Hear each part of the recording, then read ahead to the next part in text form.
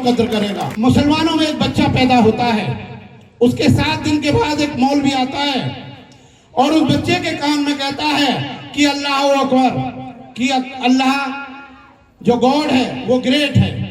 तो ऐसे ही हमारे यहाँ जो बच्चा पैदा हो, हमें उसके कान में जय भीम नमो बुद्धाय बोलना चाहिए ताकि वो कट्टर बौद्धिस्ट बन सके। जिस गांव में बाबा साहब या भगवान बुद्ध के प्रोग्राम ओपन नहीं होते, उस प्रोग्राम उन गांवों को दबा हुआ गांव समझा जाता है, उन्हें गुलाम समझा जाता है। उन्हें यह समझा जाता है कि यहाँ के व्यक्ति अभी जरा झुक के चल रहे हैं, सीना खड़ा करके नहीं चल रहे हैं।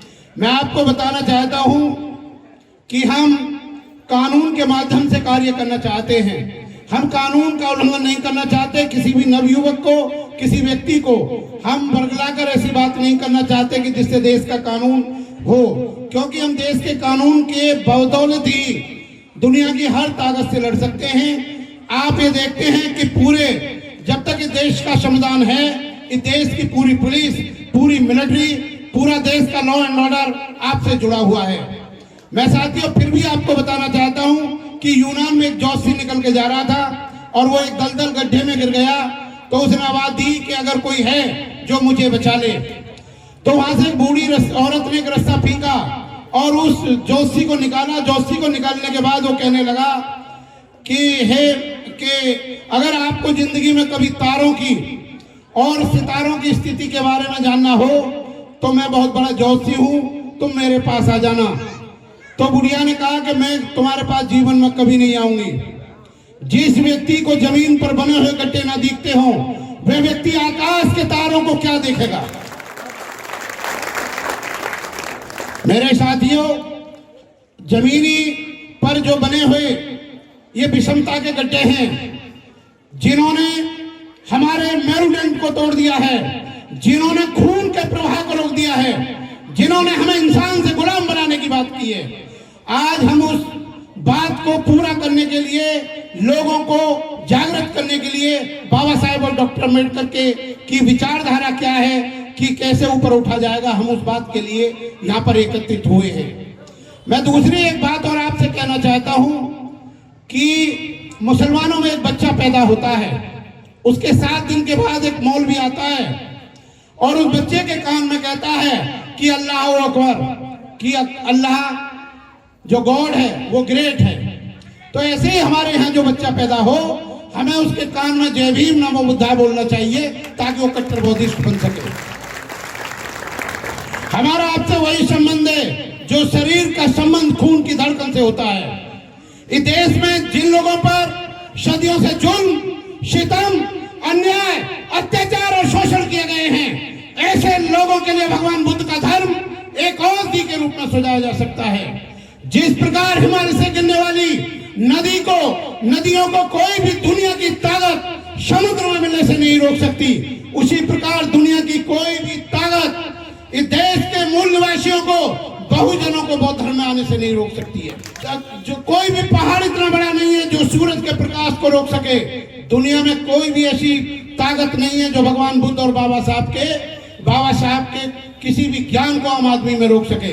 जापान के एक मंदिर में मैं बुद्ध का एक वचन लिखा हुआ है, अगर मैं अपनी उंगली से तुम्हें चंद्रमा को दिखाता हूं तो तुम चांद को देखो, मेरी उंगली को मत देखो। मैं मार्गदाता हूं, मैं मोक्षदाता नहीं हूं।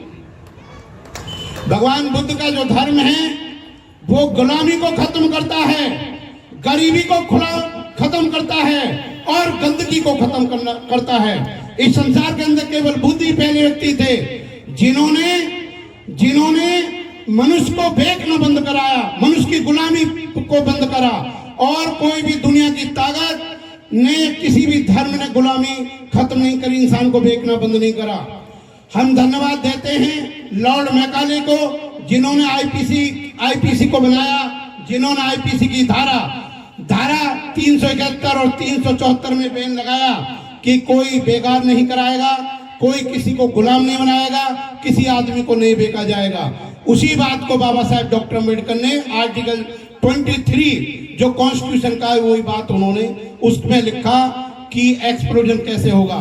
जो अनटचेबिलिटी को खत्म करने वाली बात है आर्टिकल 17 के अंदर भारत के संविधान में, दी एवोल्यूशन ऑफ अनटचेबिलिटी। हालांकि अनटचेबिलिटी को किसी भी कानून या संविधान में डिफाइन नहीं किया गया है। जिस प्रकार पानी के अंदर मछली पानी पीती नजर नहीं आती, उसी प्रकार इस देश के शुल्काष्टों पर जो जुल्म होता है वो भी लोगों को नजर नहीं आता। लेकिन बाबा साहब से एक बार व्यक्ति ने कहा था कि आपने इतनी मेहनत की है लेकिन आपको फल प्राप्त नहीं हुआ, तो बाबा साहब डॉक्टर अम्बेडकर ने कहा था समय अनंत है, पृथ्वी विस्तीर्ण है, एक दिन अवश्य कोई पैदा होगा जो मेरे शब्दों की कद्र करेगा। आज वही कद्र की जा रही है। इसलिए मैं अपने साथियों से बार बार कहता हूँ, क्योंकि मेरा गांव औरंडा है, मैं पिछले 42 साल से दिन रात मेहनत कर रहा हूँ और 21-21 घंटे काम धर्म और सामाजिक क्रांति को लाने के लिए किया जा रहा है। हमने लोहे को भी हरा दिया है। इसलिए जो भी माई का लाल मर्द का बच्चा हो उसे कहना चाहिए कि कानून के हिसाब से, सामाजिक सहयोग के हिसाब से हर गांव में 14 अप्रैल और बुद्ध पूर्णिमा को छोड़कर बाबा साहब डॉक्टर अम्बेडकर का और बुद्ध का प्रोग्राम होना चाहिए, जब इस देश में क्रांति आ सकती है। जो फ्रांस का बहुत बड़ा क्रांतिकारी वोल्टेयर था, वो कहा करता था कि सोने को लोहे में बदलने के लिए और लोहे को सोने में बदलने के लिए 2 शर्तें बड़ी जरूरी होती है। नंबर 1, लोहे में से लोहे के गुणों को खत्म करना। नंबर 2, लोहे के अंदर सोने के गुणों को अर्जित करना। पहली बात, आपके अंदर से हिंदूवाद के अंधविश्वास को खत्म करना पड़ेगा, जब जाके बौद्ध धर्म की विचारधारा आपके अंदर आएगी। जो बहुत बड़े थिंकर हुए हैं उन्होंने कहा कि एक बार 2 चींटियां पहाड़ पर, मिस्री के पहाड़ पर चढ़ गई और उन्होंने कहा कि देखो, एक ने कहा देखो मिस्री का पहाड़ कितना मीठा, दूसरे ने कहा मीठा नहीं है। उसने कहा थोड़ा और ऊपर आओ, तो वो फिर ऊपर गए। चोटी पे जाने के बाद कहने लगे यहाँ तो आपको मिठास लग रही, बोले यहाँ भी नहीं लग रही। तो उस चींटी ने पूछा बहन कहीं ऐसा तो नहीं है? खलील जिब्रान की कहानी है, जो बहुत बड़े इंटरनेशनल थिंकर हुए हैं। उन्होंने कहा कहीं ऐसा तो नहीं है कि आपके मुंह में कोई नमक की डली रखी हो? उसने कहा वो तो मेरे मुंह में है। जब तक आपके अंदर मुंह में नमक की डली है, जब तक हिंदू विचारधारा, जातिवाद की बात या गुलामी की बात आपके अंदर है, आप बौद्ध धर्म के स्वाद को नहीं चख सकते, आप बाबा साहब डॉक्टर अम्बेडकर की विचारधारा को नहीं चख सकते। बुद्ध का धर्म गुलामी को कैसे खत्म करता है? एक बार 1922 में इंडिया का एक व्यक्ति जब जापान गया, जापान को जाने के बाद उसने जापान में देखा कि पेड़ों की ऊंचाई तो 5 या 6 फुट है, लेकिन उसकी उम्र 400 से 500 साल है। तो उसने माली से पूछा कि पेड़ तो 400 या 500 साल के हैं, लेकिन इनकी ऊंचाई क्यों नहीं बढ़ रही? तो जापान के माली ने कहा कि हम पेड़ की जड़ों को काट देते हैं, मूसला जड़ को काट देते हैं। जिस पेड़ की मूसला जड़ काट दी जाती है वो आकाश की तरफ नहीं बढ़ता। आप लोगों की जड़ काट दी गई है, आप लोगों की शिक्षा का अधिकार छीन लिया गया है, आप लोगों के कानूनी अधिकार छीन लिए गए हैं, आपकी सरकारी नौकरियों को प्रत्यक्ष रूप से खत्म किया जा रहा है, आपकी जमीनों को छीन लिया गया है। अगर आप अपनी वोट को गलत लोगों को दोगे तो ना तो आपका सिविल राइट्स, जो सिविल राइट्स प्रोटेक्ट हो सकता है, ना लीगल राइट्स हो सकता है, ना ही आपका कॉन्स्टिट्यूशनल राइट प्रोटेक्ट हो सकता है, ना आपका फंडामेंटल राइट प्रोटेक्ट हो सकता है। इस देश का जज भी ये जानता है कि मैं न्याय करने से पहले इस आदमी की जाति को जान लूं।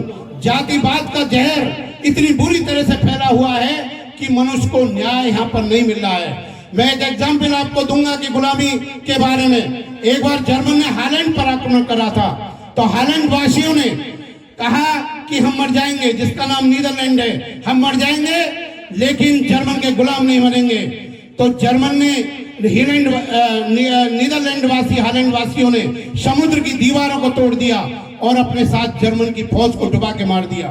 तो हिटलर ने अपनी ऑटोबायोग्राफी आत्मकथा मीन कैम्प, जिसे कहते हैं माई स्ट्रगल में लिखा, अरे दुनिया में न तो संगीन इतनी खतरनाक होती है, ना एटॉमिक बम होता है, जितना मनुष्य का सेल्फ कॉन्फिडेंस होता है, उसका मनोबल होता है। अगर दुनिया का कोई भी मनुष्य जो मरने के लिए एक बार तैयार हो जाए तो दुनिया की कोई भी शक्ति कदापि उसे गुलाम नहीं बना सकती। आप गुलाम बनते हैं क्योंकि दूसरों के बनाए गए सिद्धांतों पर आप जीने के लिए तैयार हो जाते हैं। फ्रेडरिक विलियम मार्टिन लूथर का एक बहुत कीमती बयान है कि दुर्जन के बुरे कर्मों से सज्जन की चुप्पी बहुत ज्यादा खतरनाक होती है।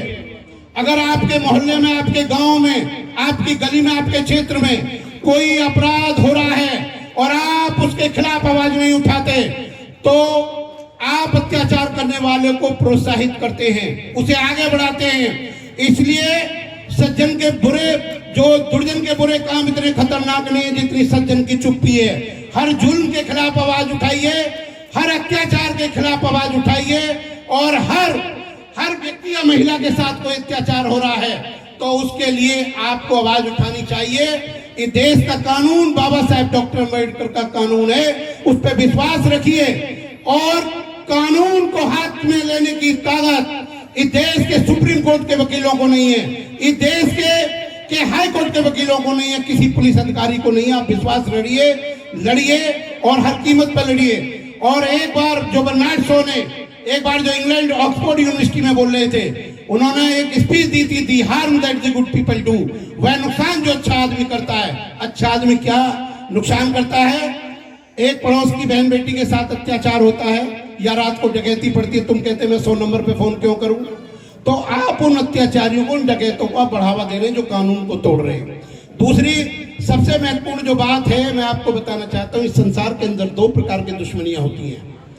एक नेचुरल एनिमिटी होती है, प्राकृतिक एनिमिटी होती है। दूसरी जो दुश्मनी होती है वो आर्टिफिशियल, कृत्रिम दुश्मनी होती है। आपकी मैंने कमीज ले ली, कमीज को मैंने आपको उसको बदले में 200-500 रुपए दे दिए, दुश्मनी खत्म हो गई। एक वो दुश्मनी है जो प्राणों को लेने पे खत्म होती है, जैसे सांप और नेवला की होती है, जैसे बिल्ली और कुत्ते की होती है, जैसे कि बुद्ध संस्कृति के लोग और ब्राह्मणवाद की संस्कृति होती है। मैं द पार्टीशन ऑफ इंडिया जो पाकिस्तान की बुक है, उसमें 358 नंबर पेज पे बाबा साहेब डॉक्टर अम्बेडकर ने लिखा है, पार्टीशन ऑफ इंडिया जो पाकिस्तान की बुक लिखी है, उसके 358 नंबर पेज पे बाबा साहब ने लिखा है, हर कीमत पर इस देश के नागरिकों को, इस देश को, भारत को हिंदू राष्ट्र बनने से रोकना चाहिए। अगर हिंदू राष्ट्र बन गया तो तबाही हो जाएगी, किसी व्यक्ति के कोई भी कानूनी अधिकार नहीं मिलेंगे, चारों तरफ बेरोजगारी फैलेगी और दोबारा आपको गुलाम बना लिया जाएगा। तो आपकी जो जंग है वो रुपया पैसे के लिए नहीं है, स्वाभिमान के लिए है, वो आने वाली पीढ़ी के लिए है। बाबा साहेब डॉक्टर अम्बेडकर ने देश के संविधान को बनाया, या बाबा साहेब डॉक्टर अम्बेडकर ने जो बौद्ध धर्म को अपनाया है, वो बौद्ध धर्म को 50 या 100 साल के लिए नहीं अपनाया, कम से कम 10,000 साल के से अधिक समय के लिए अपनाया है। 10,000 साल से अधिक समय के लिए आप प्रचार करिए। प्रचार की शक्ति फौज की शक्ति से ज्यादा शक्तिशाली होती है। प्रचार की शक्ति के आधार पर आप लोगों को जागृत कर सकते हो। और मैं आपको एक बात जो बहुत इंपॉर्टेंट बताना चाहता हूं कि दूसरों के दिए गए सुख का परिणाम बड़ा भयंकर होता है। बौद्ध ग्रंथों में एक जगह लिखा है, दूसरों के दिए गए सुख का परिणाम बड़ा भयंकर होता है। आज हमारी नजरों में वो आदमी मालदार हमारे समाज का नहीं है, बहुजन समाज का नहीं है, जिसपे 100 बीघे जमीन है या 4 ट्रैक्टर खड़े हैं, एक फूटी कौड़ी भी कीमत नहीं है, या करोड़ों रुपए उसके बैंक में पड़े। हमारे नजरों में उस आदमी की कीमत है जैसे प्रेमपाल बौद्ध जी ने अपनी जान पर खेल कर प्रोग्राम कराया है, सारे गांव के लोगों को, महिला को टकरा, उस व्यक्ति की कीमत है। इसलिए मैं आपको कहना चाहता हूं, जो व्यक्ति हिंदू धर्म में रहकर अपनी उन्नति चाहता है, अरे वो वज्रलेप मूर्ख पत्थर की नदी, पत्थर की नाव से समुद्र को पार करना चाहता है, जो कदापि संभव नहीं है। और पेरियार रामास्वामी जी का एक वचन है, पेरियार रामास्वामी जी का एक वचन है कि अगर दलित लोग, अगर बहुजन समाज के लोग 1000 साल तक भी हिंदू धर्म में रहेंगे तो भी देश में से छुआछूत खत्म नहीं होगी। अगर देवी देवताओं को पूजेंगे तो भी सोशल इक्वलिटी, जो सामाजिक समानता नहीं आएगी। मेरे भाइयों, बाबू जो महानायक काशीराम जी हैं, उनका बड़ा एक कीमती वचन है कि विचार का संबंध खून के संबंध से ज्यादा गहरा होता है। एक विचार पुत्र होता है और दूसरा जो है, दूसरा रक्त पुत्र होता है। तो हमें विचार पुत्रों की जरूरत है। आप प्रचार करिए, कोई भी एरिया में प्रोग्राम हो, चाहे भौरा में हो। मैं उनको देखता हूँ, हमारे जो हरिमोहन जी है, एक बार खड़े हो जाएं। हरिमोहन जी जो भौरा से हैं, मैं उनको देखता हूँ, वो दिल्ली के हर प्रोग्राम में, नोएडा, गाजियाबाद, फरीदाबाद, कहीं भी बोलने जाता हूँ, वहीं पे कॉन्स्टिट्यूशनल क्लब वगैरह मिलते हैं। एक आदमी पैदल और इतने इतने जगह जाके सम्मिलित होता है। भगवान बुद्ध के पास कोई टोयोटा या कोई गाड़ी BMW नहीं थी। उन्होंने धरती पर इतना प्रचार किया है कि उन्होंने कई धरती के कई चक्कर लगाए जा सकते हैं। तो मेरे साथियों, मैं एक बात कहना चाहूंगा कि जुल्मों का बीज हम बोने नहीं देंगे, जुल्मों का बीज हम बोने नहीं देंगे, अपने भारत को आग हम लगने नहीं देंगे। ए वतन तेरी खुशियों की कसम, तेरे दामन पे दाग हम लगने नहीं देंगे। थैंक यू, बहुत बहुत धन्यवाद। जय भीम, नमो बुद्धाय।